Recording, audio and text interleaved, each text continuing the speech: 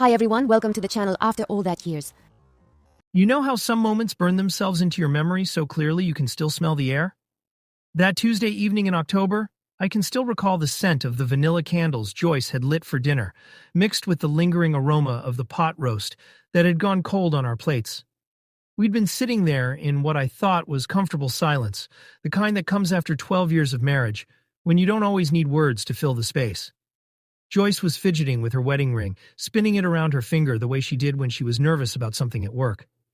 I was halfway through telling her about the Peterson account when she cut me off mid-sentence. "Gary," she said, and something in her tone made me set down my fork. "There's something I need to discuss with you." The way she said discuss, like we were business partners instead of husband and wife, should have been my first warning. But you know how it is when you trust someone completely. You don't see the warning signs because you're not looking for them.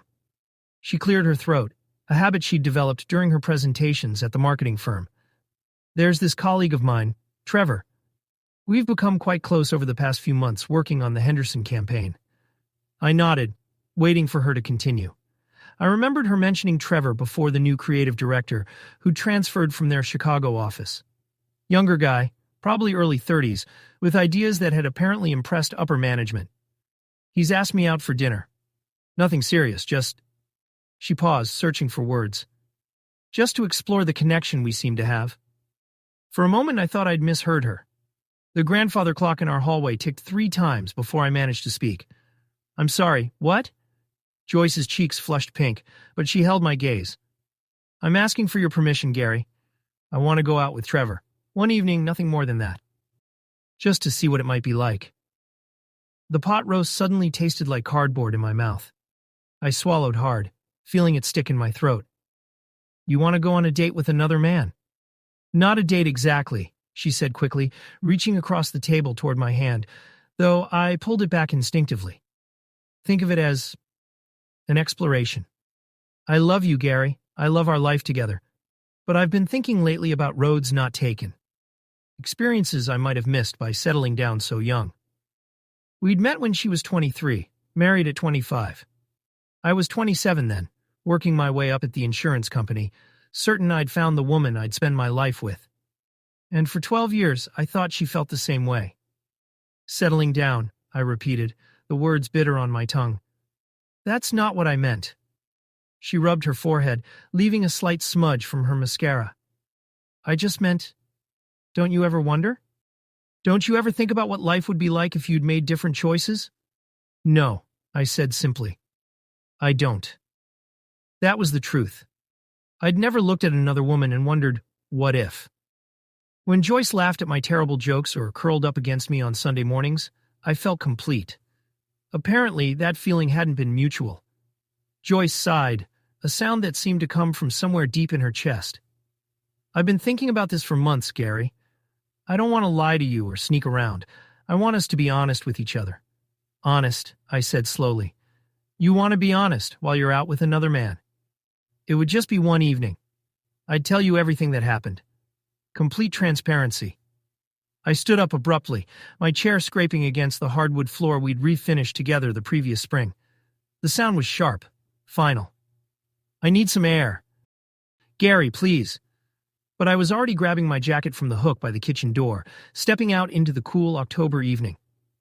The maple tree in our front yard had turned brilliant red, and a few leaves drifted down as I walked to the end of our driveway. 12 years. 12 years of shared meals, shared dreams, shared bed. The house we'd bought together when interest rates were still reasonable. The dog we'd lost to cancer 2 years ago, both of us crying like children at the vet's office. The miscarriages we'd weathered together. The quiet decision to stop trying for children, the acceptance that our family would be just us. Had she been unhappy all this time? Had I missed something crucial? Some sign that our life together wasn't enough for her?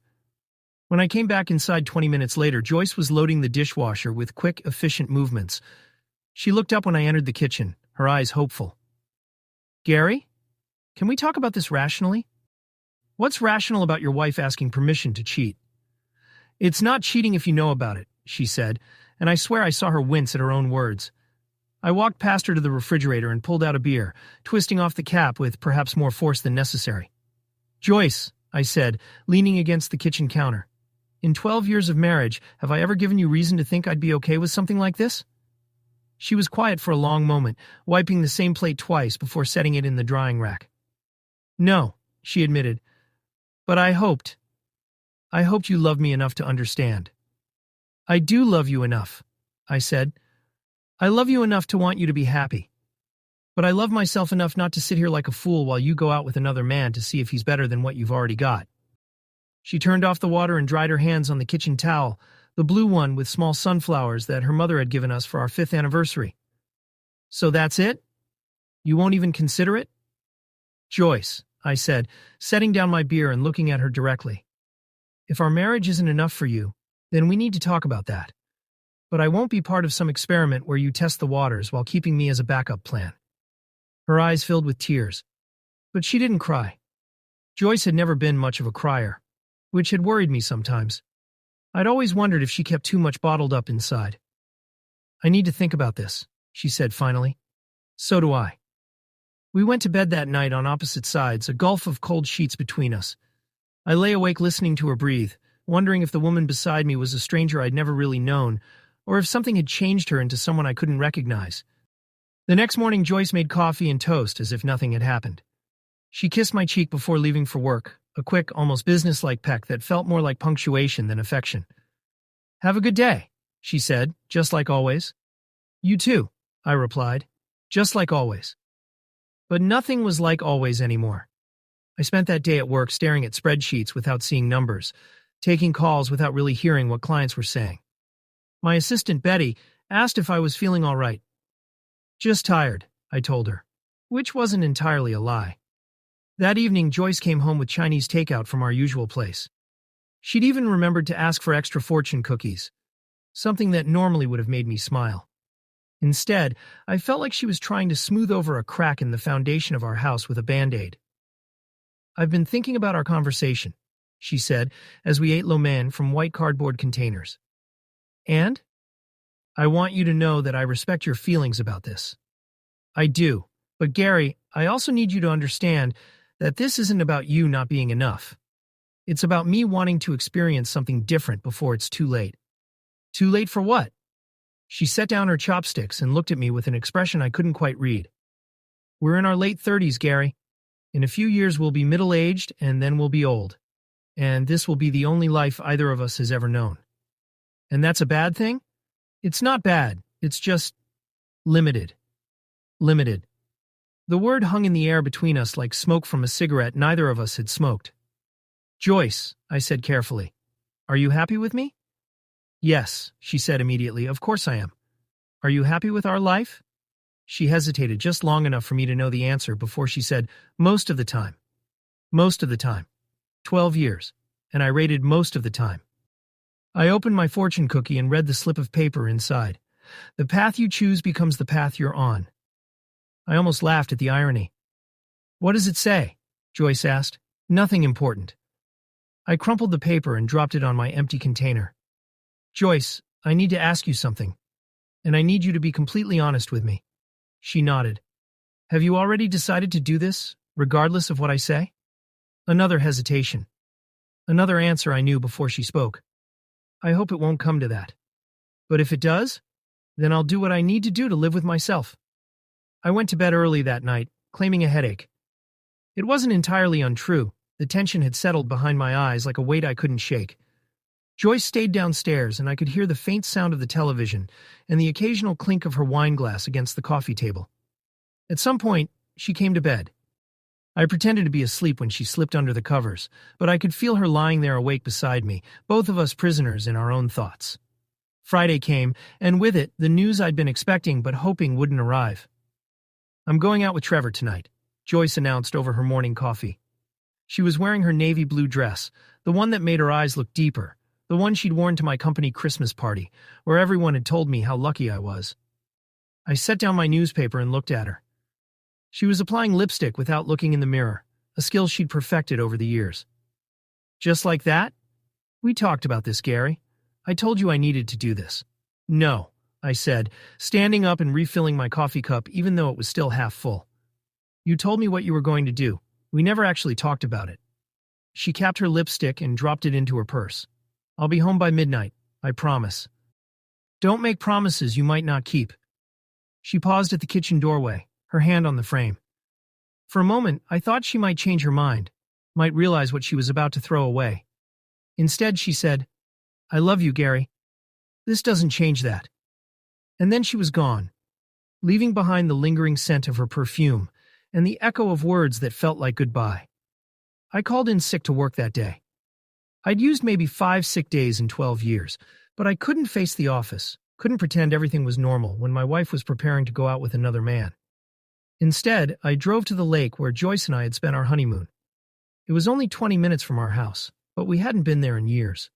The place where we'd rented a small cabin, where we'd made love with the windows open and talked about the children we'd have someday. I sat on a bench overlooking the water and tried to understand how we'd gotten here. Had I become complacent? Had I stopped seeing her as a woman and started seeing her as just Joyce, the constant in my life? When was the last time I'd brought her flowers for no reason, or surprised her with a weekend trip, or even really looked at her when she was getting ready for work in the morning? But then I thought about Trevor, with his Chicago sophistication and his creative director title and his complete availability. What could I have done differently that would have mattered when faced with that kind of novelty?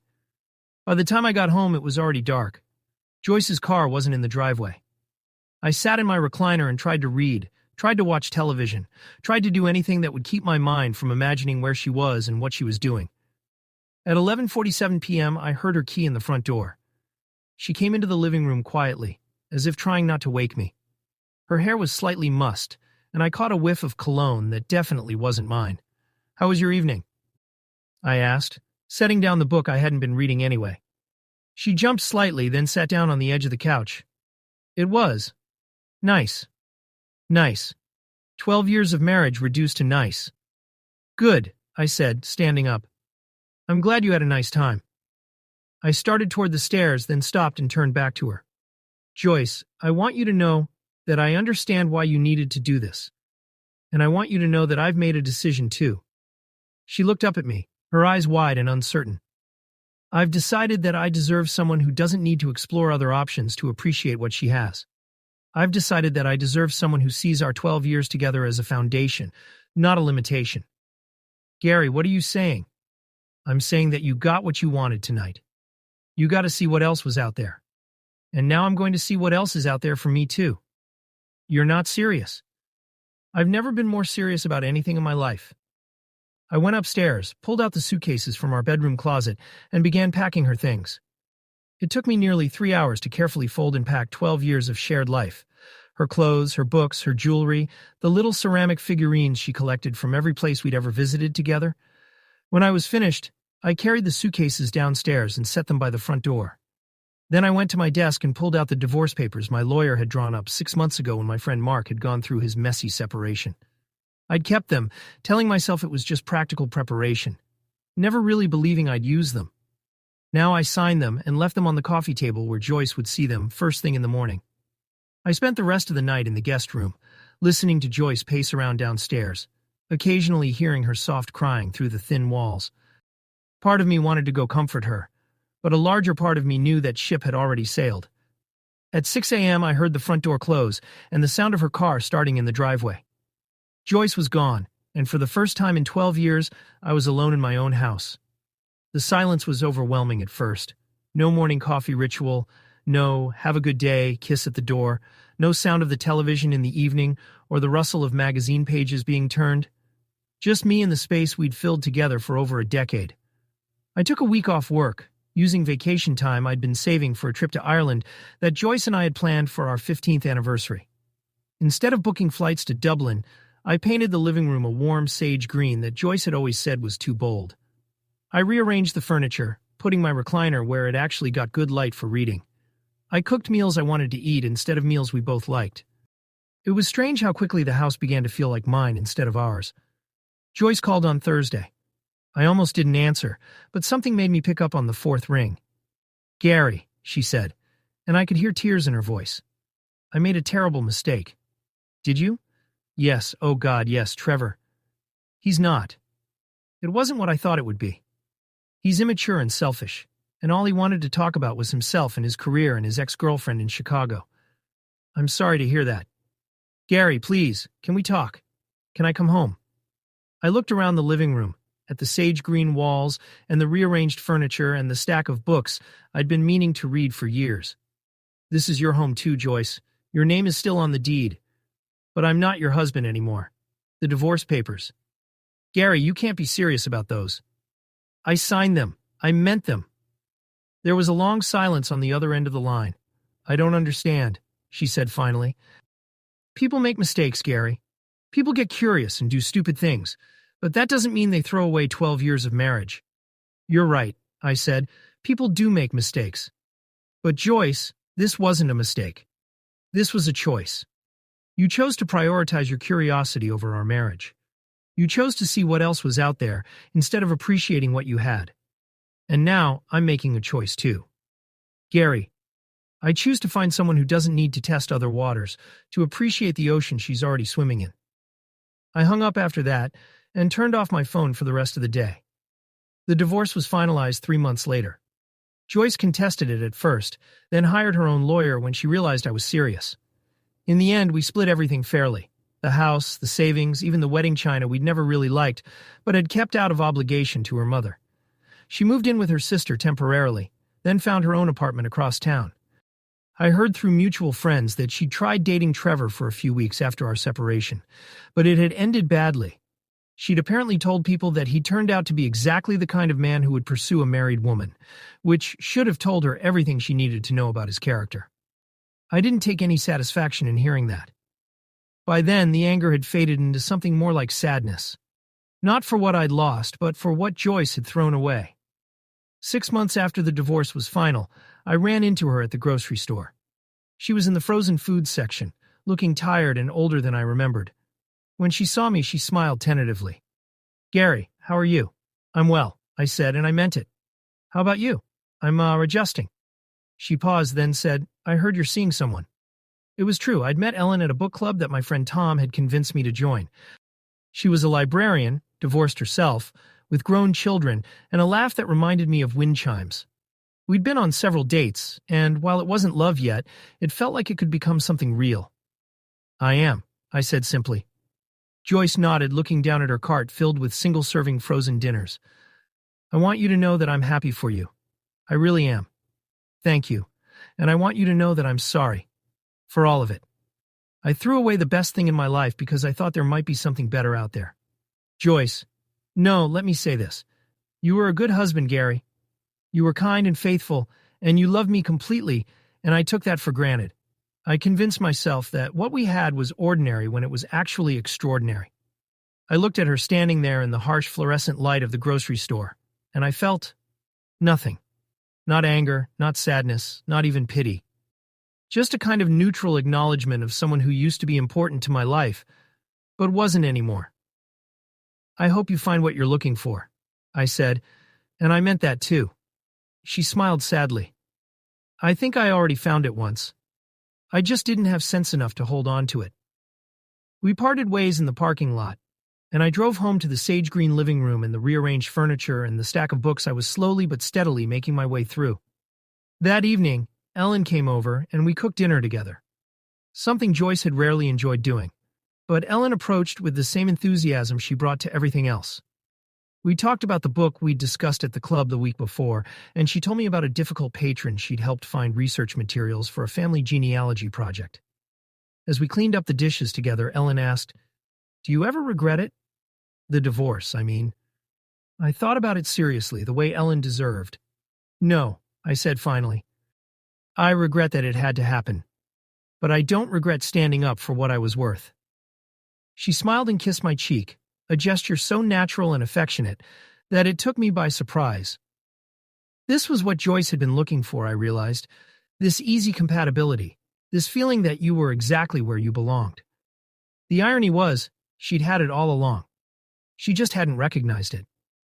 Now, 2 years later, Ellen and I are talking about moving in together. She's patient with my occasional moments of caution, understanding that trust once broken takes time to rebuild. But she's also shown me that what Joyce and I had was just a foundation. It wasn't the whole building. Sometimes I wonder if Joyce ever found what she was searching for. I hope she did. I hope she learned to appreciate it if she found it. But mostly, I don't think about Joyce at all anymore. I think about Ellen, and the book club we both enjoy, and the trip to Scotland we're planning for next spring. I think about the sage green walls and the comfortable silences and the way Ellen hums while she's reading, completely unconscious that she's doing it. I think about how sometimes the life you choose isn't the life you planned, but it turns out to be exactly the life you needed. And I think about that fortune cookie from so long ago. The path you choose becomes the path you're on. Joyce chose her path that October evening when she asked permission to cheat.